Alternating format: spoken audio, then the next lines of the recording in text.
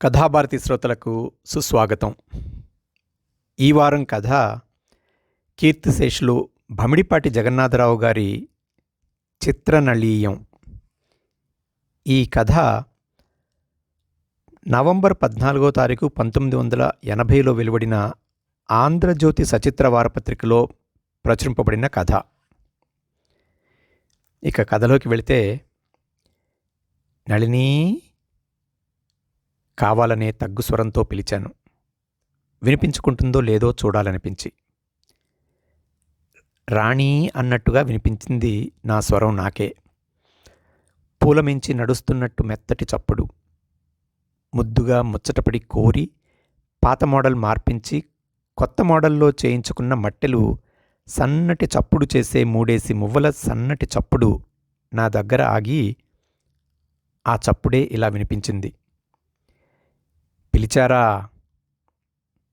నేనే ఓడిపోయాను. ఎక్కడున్నా ఏ పనిలో ఉన్నా తన చెవులన్నీ ఇటే.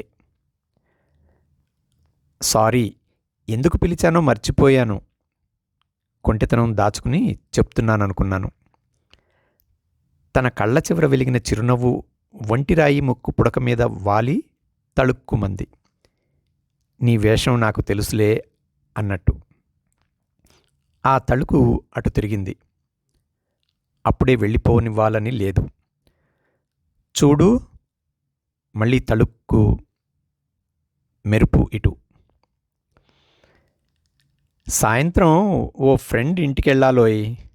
చాలా కాలంగా చెప్తున్నాడు, వంట ప్రపోజల్ పెట్టుకోకు, నేనొచ్చేసరికి రెడీగా ఉండు. ఇంతకీ ఈ పూట ఆఫీస్కి వెళ్తున్నారా లేదా? లేదంటే మరో గంట ఇక్కడే మీ ఎదురుగా కూర్చుందామని. కొంచెం సీరియస్నెస్ ముక్కు మీద చిరుచెమటతో సహా. నేను మరో మాట మాట్లాడకుండా చూపుడు వెళుతూ ముక్కు మీదకి జారని కళ్ళజోడు అనవసరంగా సవరించుకుని పుస్తకం వైపు మొహం తిప్పేశాను, అదే సీరియస్నెస్ని ఇమిటేట్ చేస్తూ. నిజం చెప్పొద్దు, ఇంత ఆలస్యంగా కొంచెం వయసు మీరాక చేసుకున్నా నేను చాలా ధన్యుణ్ణి అని నా ఉద్దేశం. ఆ ఉద్దేశంతోనే 9:45 దాకా ఉన్న ఉద్దేశం మార్చుకుని ఆఫీస్కి లీవ్ పంపిన సందర్భాలు మా అమ్మాయి గారికి బాగా గుర్తు. నాకంటే 10-12 ఏళ్ళు చిన్నదనుకుంటా, కానీ ఇంకా చిన్నదిగా కనిపిస్తుంది చూడ్డానికి. అతి నాజూకైన అలంకరణలో మరీ నాజూకుగా మొగ్గలా కనిపించే ఈ పిల్లని మై గర్ల్ అని పరిచయం చేయాలనిపిస్తుంది అందరికీ. తెలుగులో చెప్పాలంటే ఆ పదానికి అందమైన అనువాదం ఏడ్చి చావలేదే. నన్ను ధన్యుణ్ణి చేసిన కారణాల్లో నా నళిని ముగ్ధత్వం ప్రధాన కారణమేమో అనిపిస్తుంది నాకు. నా కోసం ఆమె రకరకాలుగా వినియోగించుకునే తన కాలము, దాని చుట్టూ అల్లుకుని నన్ను మోహపెట్టే ఆమె అందాలు, ఇవన్నీ ఆ ముగ్ధత్వంలోంచే విరిసినవేమో అనిపిస్తుంది. ఇలా తలుచుకుంటుంటే మళ్ళీ ఒక్కసారి చూడాలనిపించింది. నళిని పిలిచాను. రాణి అన్నట్టుగా నా స్వరం నా చెవుల్లో గారాలు పోయింది. ఈవేళ ఆఫీస్కి వెళ్ళాలని లేదోయ్. నాకు అతి దగ్గరగా వినిపిస్తూ ఆగిన మువ్వల చప్పుడికి చెప్తూ జారబడి కూర్చున్నవాణ్ణి ఇంకాస్త జారి దిండు మీదకి తల అంచి నిశ్చింతగా పడుకున్నాను. ఓ నిమిషం అలాగే నుంచుని నన్నే పరీక్షగా చూస్తున్నట్టనిపించింది. ఎందుకైనా మంచిదని తలెత్తి చూడకుండా ఆగాను. నా పక్కనే ఉన్న కొద్ది చోటు పుణ్యం చేసుకుంది. అలాగైతే ఎలాగమ్మా మరి? ఈ పగలంతా బోల్డ్ పనులు పెట్టుకున్నాను ఈవేళ. మా బాబు కదూ, ఈ రోజుకి ఆఫీస్కి వెళ్ళిపోవాలి. ఇలా బతిమాలించుకోవడంలో గొప్ప సరదా ఉందని చాలా లేటుగా తెలిసింది. పెళ్ళి లేటుగా అవడం కాదు కానీ ఇలాంటి నష్టాలు ఇంకా ఎన్నో. నా మీద నాకు ఓ చిన్న గౌరవం. నళినిని నేనే అలా మార్చుకున్నానని, రొటీన్లో చిరాకుతో ఉంటుందని, తనకు హాయినివ్వాలని రకరకాల కారణాలతో అప్పుడప్పుడు ఇంట్లో వంట నుంచి తప్పిస్తుంటాను తనని. ఈరోజు ప్రోగ్రాం అలాంటిదే. అబ్బా, ఇంత దూరంలో ఉన్న ఫ్రెండ్ ఎవరండి? చిన్న మారాం. చూడు నళిని, పోనీ ఓ చిన్న పని చేద్దాం. ఇప్పుడా ఫ్రెండ్ ఎందుకు గాని, ఆ ఎదురుగా కనిపిస్తోందే, దాంట్లోంచి చూడు మనకి ఎలాంటి ఆహ్వానం వస్తోందో. ఎవరిదో పెళ్లి తాలూకు రిసెప్షన్ అనుకుంటా. బ్రహ్మాండంగా అలంకరించిన హోటల్ కేసి చూపిస్తూ అన్నాను. డైరెక్ట్గా హోటల్కెళ్దాం అంటే చిన్న సణుగుడు మొదలు పెడుతుంది. ఆ సణుగుడు మరీ బావుంటుంది. కానీ ఇప్పుడు చెయ్యదా పని. మంచి సమయం చూసి చేస్తుంది. మెట్లెక్కుతుంటే సన్నగా తాకుతూ అంటీ అంటున్నట్లుగా నా షర్ట్ని పట్టుకుని వస్తుంది నా వెనుకగా రష్ మూలాన్ని. ఇలాంటి అనుభూతి నాకు మరీ అపురూపం. లోపలికి వచ్చి కూర్చున్నాం. నా పక్కన నా మొగ్గ. ఎన్నో జతల కళ్ళ అసూయ నా వంటిని తాకి హాయిని కలిగిస్తుంది ఎయిర్ కండిషన్తో పాటు. ఏం తిందామా అమ్మలో?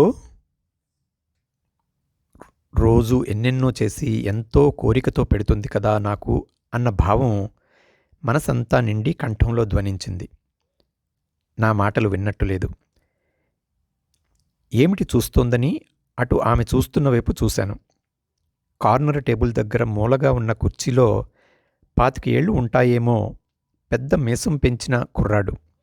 తల వంచుకుని చాలా కామ్గా టిఫిన్ తింటున్నాడు. ఎవరతను చిట్టి? నా కేసి చూసి జవాబుగా మనోహరమైన నవ్వు నవ్వింది. సరిగ్గా నేను మీకు చెప్పాలనుకుంటున్న విషయం ఇదే. అతన్ని చూశారా? గుర్తుపెట్టుకోండే అని. మనం వెళ్ళి పలకరించవచ్చు గాని దూరం నుంచి చూడగానే పారిపోయినా పారిపోవచ్చు అని హాయిగా నవ్వింది మరోసారి. నాకు చిన్న సస్పెన్స్. అది నా అమాయకపు పిల్ల కారణంగా అని ఆశ్చర్యం. ఇందుకా నన్ను అంత గొడవ చేసి పొద్దున్న ఆఫీస్కి పంపేశావు? కొంచెం కోపం నటించినా ఇలాంటి ప్లాన్ ఏదో వేసే ఉంటుందన్న నా ఊహకి ఆనందపడ్డాను. మంచానికి దగ్గరగా కుర్చీ జరుపుకుని ఎదురుగా స్టూల్ లాక్కుని సెటిల్ అయింది. ఒక అరగంట అల్లరి చేయకుండా బుద్ధిగా ఉండాలి మరి. అలా అయితేనే సస్పెన్స్ ముడివిప్పేది.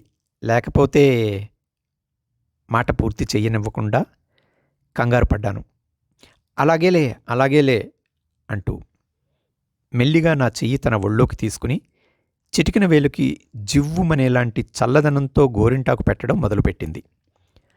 అలా పెడుతూనే రెండో చేత్తో స్టూల్ మీద గాజు గిన్నెలో ఉన్న పాలకోవా నోటికి అందించింది. నిజానికి పాలకోవా తినడంలోనూ గోరింటాకు పెట్టుకోవడంలోనూ అంత ఆనందం ఉందని నేను అనుకోను. కానీ ఈ అనుభూతి గొప్పది. ఒక్కొక్కటి చాలా విషయాలు చెప్పాలని ఉంటుంది. కానీ ఇలా నేను చెప్పే కంటే మీ కబుర్లు వినడంలోనే హాయి. ఆ కబుర్లలో మీరంటే ఏమిటో తెలిసి నేను చెప్పలేనిది నా గురించి అంతా మీకు చెప్పాలనిపింపచేసేది ఏదో ఉంది. అదే ఇంతకాలంగా నేను ఏమీ చెప్పలేకపోవడానికి, ఇప్పుడు చెప్పడానికి కూడా కారణమేమో. తెలుగు వాక్యం మీద చిన్న ట్విస్ట్ చేసి మాట్లాడుతోందే. ఆశ్చర్యంగా వింటున్నా రిలాక్సింగ్ మూడ్లోనే పడుతున్నాను. మా అమ్మతో మీరు 4-5 మాటల కంటే ఎక్కువ మాట్లాడి ఉండరు. ఆవిడ గురించి మీకు ఒక అభిప్రాయం వచ్చి ఉండదు. యాంటీ సెంటిమెంట్ అయినా నేను చెప్పేది నిజం. 20 ఏళ్ల పిల్లని నన్ను కాలేజ్ నుంచి అరగంట లేటుగా వచ్చానని వీధి గుమ్మంలో నిలబెట్టి కొట్టింది. ఆ 20 ఏళ్ళు అమ్మతో నాకున్న అనుబంధం అదే. ఏదైనా కష్టంగా ఉన్న క్షణం ఒంటరిగా చీకట్లో కూర్చుని ఉన్నప్పుడు ఏడుపు కూడా రానంత గట్టిగా అయిపోయినట్టు ఉండేది మనసుకి. భయం కలిగినప్పుడు, కొంచెం నీరసంగానో బెంగగానో ఉన్నప్పుడు మీతో ముడుచుకుని పడుకుంటాను చూడండి. నాకు మొదటిసారి అమ్మ దగ్గర ఇలాంటి హాయే ఉంటుందేమో అనిపించింది. నా గుండె కదిలినట్టయింది. ఆ కదలిక ఆమెకి తగిలినట్టు, చూడు నాకిప్పుడు ఏ బెంగా లేదు, ఇదంతా నీకు చెప్పాలనిపించి చెప్తున్నాను గాని అంది. మా చిన్నన్నయ్యని చూస్తే మగాళ్ళంతా ఇలాగే ఉంటారా అని నిరాశ కలిగేది. నా మీద అతనికి ఉన్నది అనుమానం. అది ప్రేమకి మారుపేరన్నమాట. ఎందుకంటే నా రక్షణ కోసం ఎన్నో కట్టుదిట్టాలు చేసేవాడు. పెద్దన్నయ్య మనసుపడ్డ అమ్మాయిని చేసుకోలేకపోవడానికి కూడా చిన్నన్నయ్యే కారణమని నా ఒక్కదానికే తెలుసు. కొత్తలో వంట చేయడంలో పొరపాట్లు, నా చేతి మీద బొబ్బలైనప్పుడు, వేళ్ల మీద కత్తిపీట ఘాట్లైనప్పుడు ఎంతో ఏకాగ్రతతో మందు రాసి కట్టుకట్టి తగ్గేదాకా తాపత్రయపడేవాడివి. అలాంటప్పుడు నాకు పెద్దన్నయ్య దగ్గరున్నట్టుండేది. పాపం వాడు అవకాశం ఉంటే ఇంతే ప్రేమగా నన్ను చూసుకుని ఉండునేమో. చిన్నన్నయ్య కారణంగా నేను సినిక్నైపోతానేమోననిపించేది. ఇలాంటి నా అస్తవ్యస్త జీవిత విధానంలో నాకు తెలియని మరో అస్తవ్యస్తం ప్రవేశించింది. దాని పేరు రమణ. చాలా కామ్గా బుద్ధిగా ఉండే అతన్ని చూస్తుంటే నాకు ఏదో హాయిగా అనిపించేది. నేను కోల్పోయిన ప్రేమలన్నీ ఇతని మీద నుంచి వీచే గాలిలోంచి నన్ను తాకుతాయేమో అనిపించేది. నాకు గొప్ప ఆశ్చర్యంగా ఉంది. నేను చిన్న చిన్న సస్పెన్స్లలో పెట్టి ఏడిపిస్తున్న పిల్లే ఈ పిల్ల అని. నళిని, కొంచెం మంచినీళ్ళు తెచ్చిపెడతావా అన్నాను. ఒక సిగరెట్ వెలిగిస్తేనే కానీ ఈ కథని వినటం కంటిన్యూ చెయ్యలేను అనిపించింది. లేచింది. నిజానికి నేను తను దూరంగా ఉన్నప్పుడు పిలిచే పిలుపు ఏమిటో అర్థం కాలేదు తనకి. చాలాసార్లు అడిగింది, రాణి అనే కదూ పిలుస్తున్నారు అని. చెప్పుకో చూద్దాం అని నేను చిన్న పోజు వేసేవాణ్ణి. నిజానికి అలా పిలవకపోయినా ఆ సౌండ్ నా చెవులకు కూడా రాణి అన్నట్టే వినిపిస్తుందెప్పుడు. ఒక చెయ్యి పని చెయ్యదన్న విషయం మర్చిపోయాను. వచ్చేసింది. వేషం అంతాను. ఎలా వెలిగిస్తారో వెలిగించండి చూద్దాం అంటూ. తప్పేటట్టు లేదు. ఎప్పటిలాగే మా ఒప్పందంలో ఉన్నట్టు బతిమాలడం మొదలుపెట్టాను. ఏమనుకుందో, అగ్గిపెట్టె తీసి పుల్లగీసి 2 చేతుల మధ్య వెలుగుని ఉంచి రక్షించింది అనుకున్నాను. 1 నిమిషంలో మళ్ళీ హుషారొచ్చింది. మొదలెట్టు రమణ సంగతి అన్నాను. రమణ ఎక్కువ మాట్లాడేవాడు కాదు. ఆ తక్కువలోనూ నీలో నాకు ప్రాణాధికమైన వ్యక్తుల సమ్మేళనం ఉంది. నువ్వు లేకుండా నా భవిష్యత్తు ఊహించుకోలేను లాంటి మాటలే ఎక్కువ. నా మనస్థితి ఎలా ఉంటుందో ఊహించండి. ఏ ఉద్వేగము, ఏ భయమూ లేకుండా ఎవరికథో చెప్తున్నట్టు చెప్తుంది.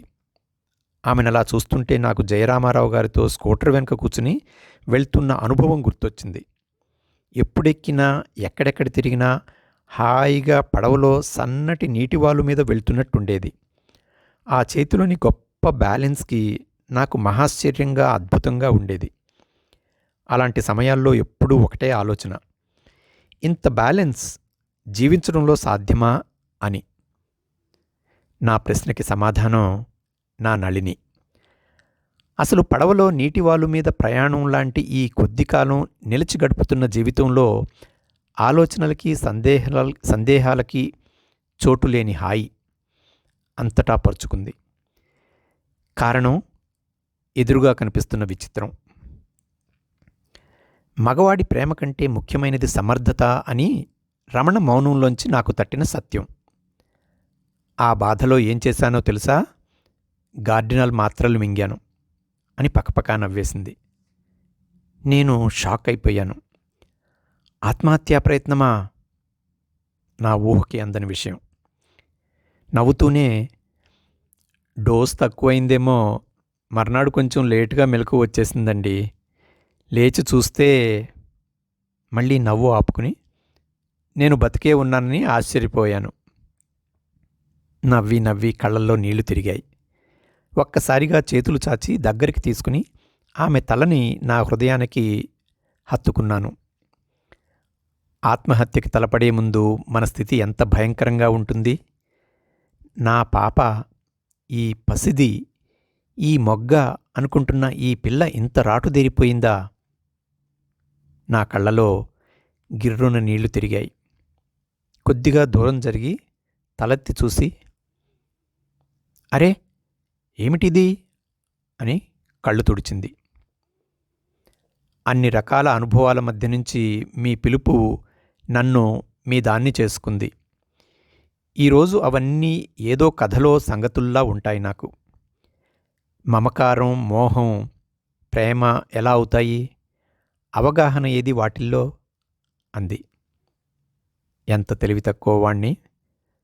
మొగ్గ అనుకున్నానే కానీ మొగ్గకి పరిమళం సహజమైనదే అనుకోలేకపోయాను. అది నా గొప్ప అని గర్వపడ్డాను. ఎంత కరెక్ట్గా చెప్తోంది, అవగాహనే ప్రేమ అని. అసలు ఆడవాళ్ల గురించి ఏం తెలుసు మా మగాళ్ళకి అనిపించింది నాకు. అర్థం లేని పౌరుషం, అహంకారమే చూసుకుంటాం కానీ ఎంత హాయి మిస్ అవుతున్నామో గుర్తించలేం. అబ్బబ్బా, ఏమిటిది? ఈ గోరింటాకు అంతా నా ఒంటి నిండా అంటించేశారు. వెంటనే అరచేతికేసి చూసుకున్నాను. అరచేతిలో గోరింటాకు సగం సగం పోయినా ఇంగ్లీష్లో రాసిన రాణి అన్న అక్షరాలు మాత్రం తెలుస్తున్నాయి. సడన్గా ఏదో తట్టి నళినిని వెనక్కి తిరగమని చూస్తే ఆమె వీపు మీద తెల్ల జాకెట్ మీద తిరగేసి రాసినట్టున్న ఆ అక్షరాలు గోరింటాకు ముద్రలు.